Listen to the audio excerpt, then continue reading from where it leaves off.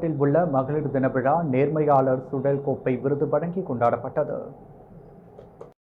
Puducherry Kalapet tsunami குடியிருப்பு மக்கள் நல சங்கம் சார்பில் சுனாமி குடியிருப்பு மின் அலுவலகம் எதிரே உள்ள மகளிர் தின கொண்டாடப்பட்டது.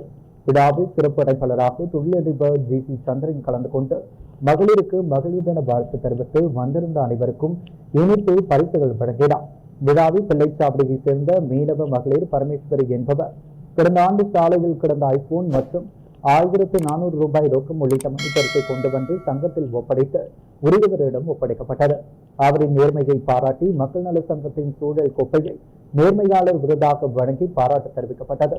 இந்த நிகழ்ச்சியில் சங்க செயலர் தலைவர் ஆறுமுகம், தலைவர் குமார், செயலாளர் உத்திராடம், மீனவ சமூக பற்றாளர் ரவிக்குமார், மகளிர் அணி தலைவி மணிமேகலை, சிவகாமி, சங்க நிர்வாகிகள் பிரகாஷ், ஆனந்த், பலராமன் மற்றும் பலர் கலந்து கொண்டு சிறப்பித்தனர். மணவெளி சட்டமன்ற